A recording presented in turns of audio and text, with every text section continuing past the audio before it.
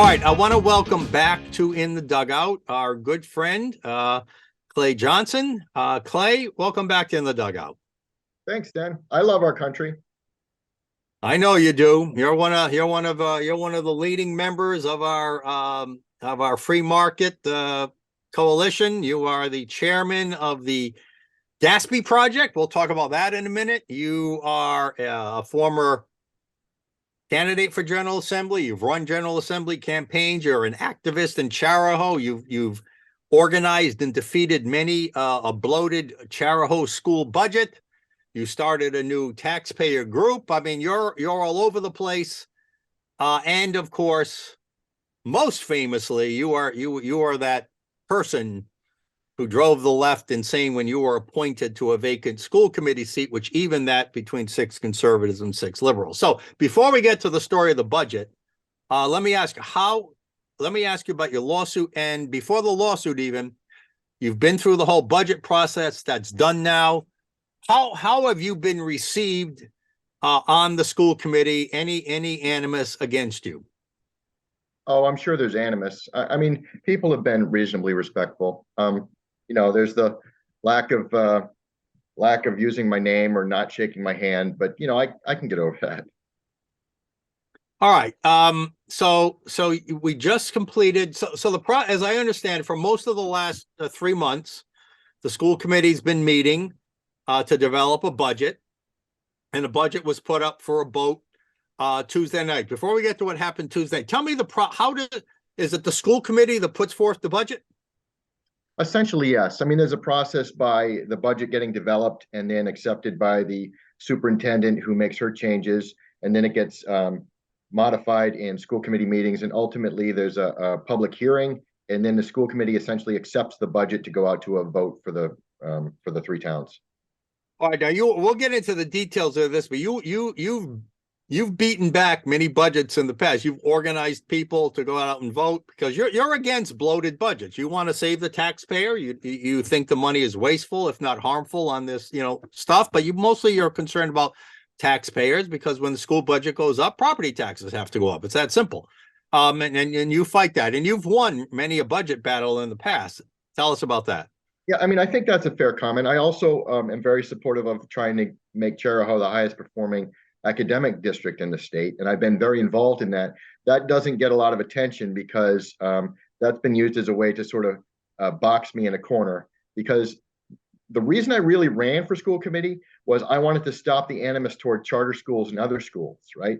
So I got on the school committee. I pushed for what I call the marketing committee. How do we market to people to want to come to Chariho? And the quid pro quo for that was, let's stop demonizing charter schools and other schools. And, I did my part. I think we improved the image for Chariho. I think we increased the numbers, especially on the early grades. But the animus toward charter schools is still there. They view it as a net drain on the school system. It's not fair.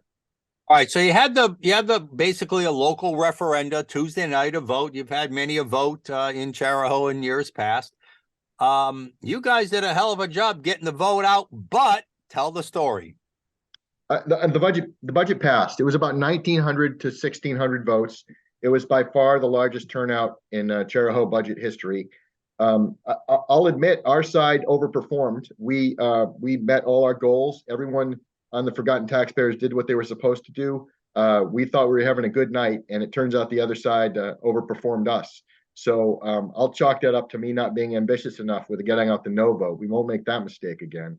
But yeah, there was a huge turnout. We had a lot of people talking to us at the polls. I'm glad the dialogue is happening. If they get their win, they get 1.7% more. It's a lot less than the 6.64% they proposed originally. All right. You still all right?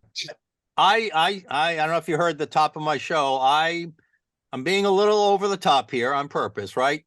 But I'm wondering if this is the night Chariho died.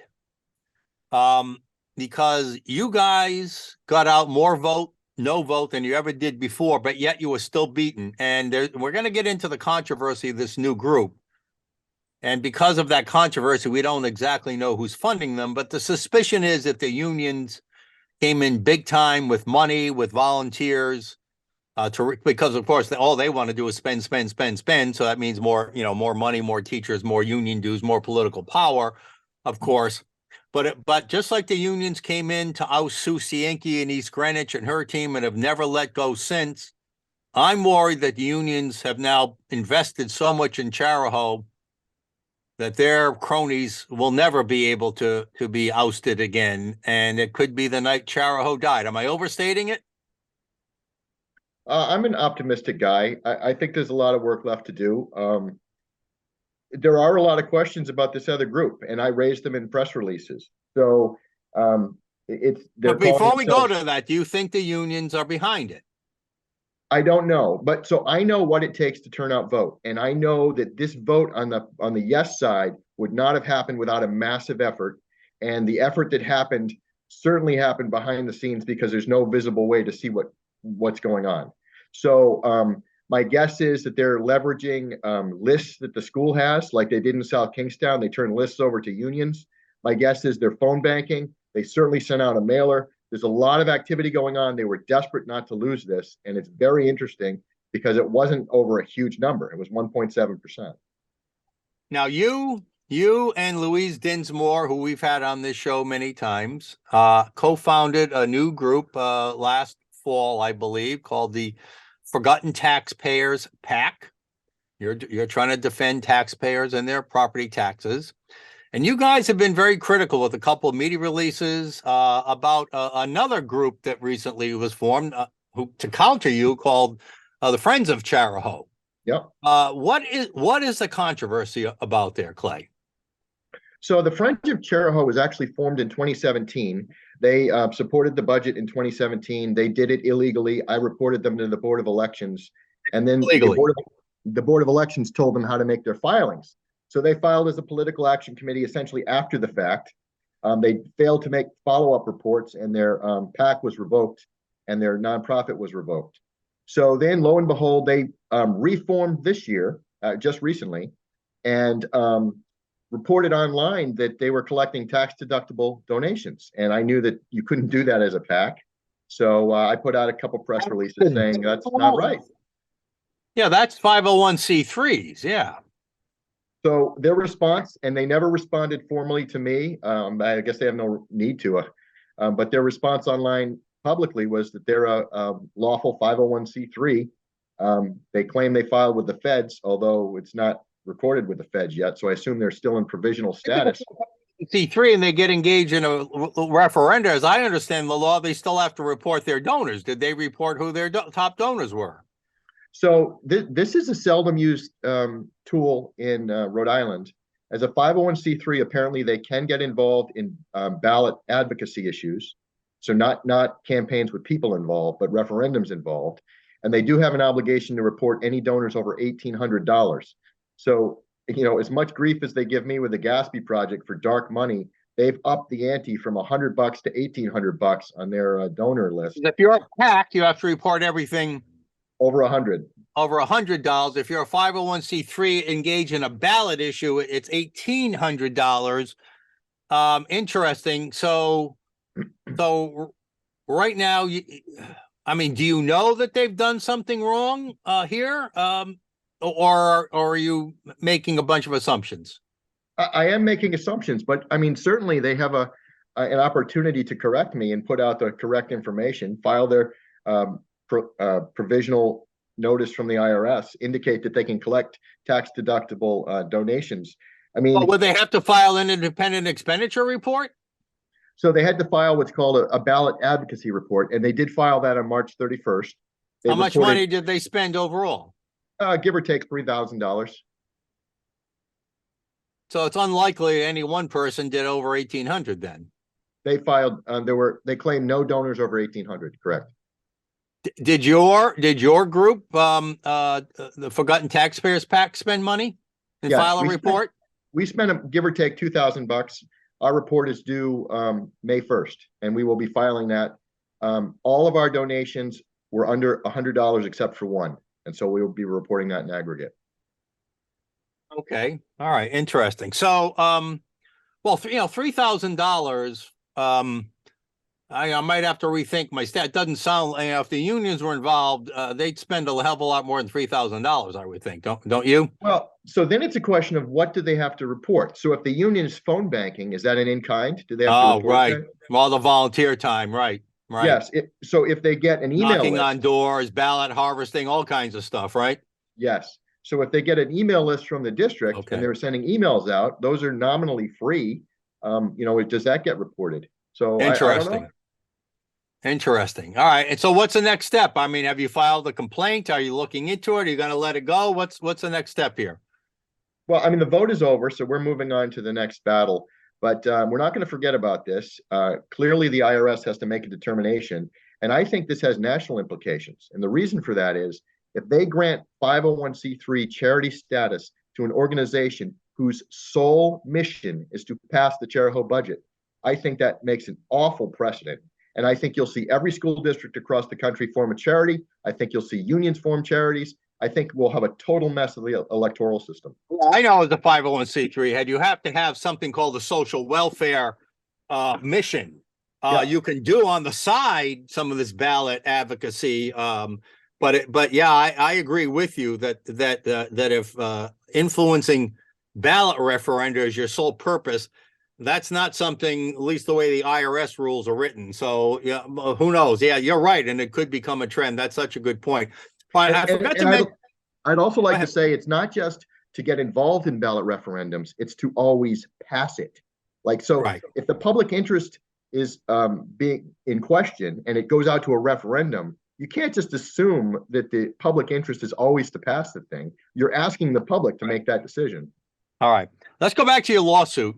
I meant to ask you that earlier. Of course, you are in essence being sued, or they're suing to say, wait a minute, you were improperly appointed to that vacant school committee seat. Yes. Next week, there's the first hearing of that. The Supreme Court hearing is on Thursday, April 13th at 11 o'clock. Yes. Have motions been filed and decided upon in the meantime? Yes. So March, there was a motion by the other side. We filed a motion. They filed a reply. Yes. You filed a motion to dismiss and it wasn't dismissed, basically? I'm sorry. Briefs were filed. So they filed briefs, a brief. okay. We filed a brief. And then they filed a reply. All right. So do you think you'll have an answer next Thursday? No, I expect it'll take a month after the hearing, but I think we'll get a sense on Thursday. All right. Yeah, by the questions asked, and this is in front of the judge, right? This is in front of I assume the full Supreme Court, all 5 judges.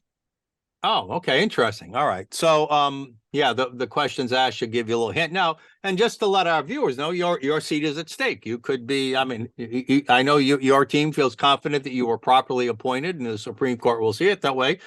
But the other side is saying no, you weren't, and then I guess there's a chance you could be removed, and the other left-leaning person would be put in, given your school committee is 7-5. All right, I got 2 more questions for you, Clay. Great. One, as a school committee member, you and I have had some off-air discussions. I know you have concerns like we do. You've read our report on the Rhode Island Department of Education social studies standards. It's everybody presumes that if the Department of Education develops these standards, that every school district has to just automatically take it. Is that your view in Chariho? Well, I mean, I believe in local control. I believe we have options. I certainly think that we could ask for a waiver if we saw something we didn't like. I mean, the Rhode Island Department of Education, when they talked about putting out standards, talked about giving us choices, right? So just like the Supreme Court case, they can't give us false choices. They can't say the town council can appoint anybody as long as it's my opponent, right? So they can't give false choices of you can use any curriculum you want. They might give you 3, 4, or 5 sets of curriculum, all from these one set of standards, but those sets of standards are so bogus, as our report pointed out, you really don't have any choice. It's just which flavor of bad do you want, basically, Right. So I agree. All right. So you guys might be taking a critical look at that and trying to find some way to circumvent RIDE. Is that fair to say? You guys are thinking about that? Well, I mean, I would hope that there would be some consensus from both sides on this. I think there's a feeling that this stuff should be done locally. It should be done by the teachers that we hired in the district, overseen by the superintendent that was hired in the district. with input from the school committee that's local and in the district, that gets the feedback from the people that have students in the district. So, pulling this stuff away and putting it up at Smith Hill is just not a good idea. Last question for you. You're also chairman of the Gaspee Project, which does rightfully and lawfully spend and report your independent expenditures. You've backed General Assembly candidates, school committee candidates in the past.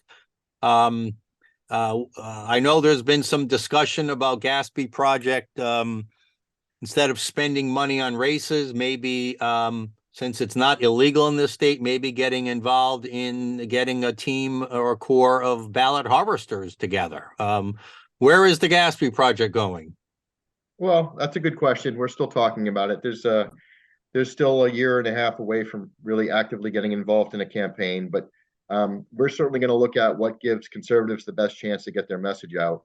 It's not always winning. As you've pointed out many times, having a candidate run for governor and get the message out might even be more effective than winning. It might help down ballot too. But Yep. Our shift in this last election was on local elections. We certainly saw a lot of impact here in Chariho. Never expected to be on the Chariho School Committee again, but it certainly changed the dialogue down here. And I think from the turnout we had on Tuesday, that people are being heard, even if we don't. Right, so I shouldn't count out Chariho as dead yet, right? I don't think so. All right. I'm glad to hear that. I'm glad. Of course, I was being purposely provocative with that. Clay Johnson, happy Easter to you and to your Happy family. Easter. Thank you for joining us today on In the Dugout, and we'll have you back soon. Perfect. Thanks for having me, Sten.